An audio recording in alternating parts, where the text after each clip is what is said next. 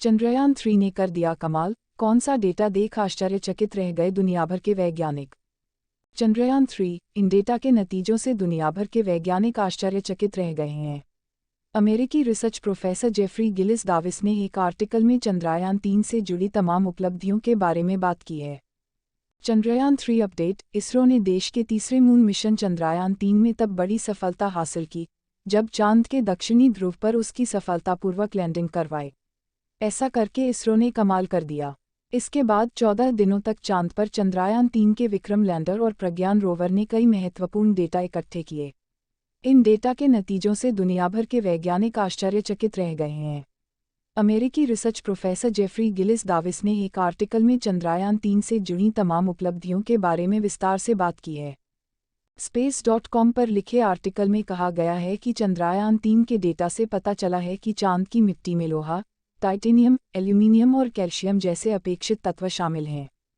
Sulphur का मिलना आश्चर्य कर देने वाला है। वे लिखते हैं, मेरे जैसे ग्रह वैज्ञानिकों को पता है कि चांद के चट्टानों और मिट्टी में सल्फर मौजूद हैं, लेकिन केवल बहुत कम। इन नए डेटा से पता चलता है कि अनुमान से अधिक सल्फर सांद्रता हो सकती है। प्रज्ञान के पास 2 उपकरण हैं जो मिट्टी का विश्लेषण करते हैं, एक अल्फा कण एक्स-रे स्पेक्ट्रोमीटर और एक लेजर प्रेरित ब्रेकडाउन स्पेक्ट्रोमीटर या शॉर्ट में LIBS। इन दोनों उपकरणों ने लैंडिंग स्थल के पास की मिट्टी में सल्फर को मापा है।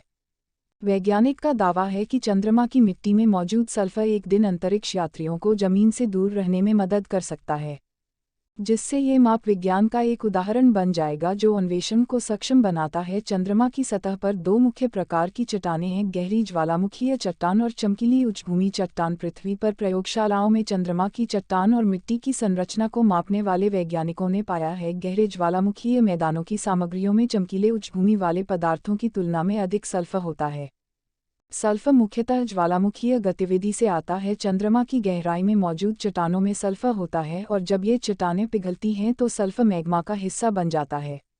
जब पिघली हुई चट्टान सतह के करीब आती है तो मैग्मा में मौजूद अधिकांश सल्फर एक गैस बन जाता है जो वाटर वेपर और कार्बन डाइऑक्साइड के साथ निकलता है। सल्फर की खोज इस तरह की पहली घटना। कुछ सल्फर मैग्मा में रहता है और ठंडा होने के बाद चट्टान भीतर ही बना रहता है। यह प्रक्रिया बताती है कि सल्फर मुख्य रूप से चंद्रमा की काली ज्वालामुखीय चट्टानों से क्यों जुड़ा हुआ है। चंद्रयान-3 द्वारा चांद की मिट्टी में सल्फर की खोज इस तरह की पहली घटना है। हालांकि डेटा कैलिब्रेशन पूरा होने तक सल्फर की सटीक मात्रा निर्धारित नहीं की जा सकती। प्रज्ञान पर LIBS उपकरण द्वारा एकत्र किए गए इनकैलिब्रेटेड डेटा से पता चलता है कि ध्रुवों के पास चंद्रमा की उच्चभूमि मिट्टी में भूमध्य रेखा से उच्चभूमि मिट्टी की तुलना में अधिक सल्फर सांद्रता हो सकती है और संभवतः गहरे ज्वालामुखीय मिट्टी से भी अधिक हो सकती है।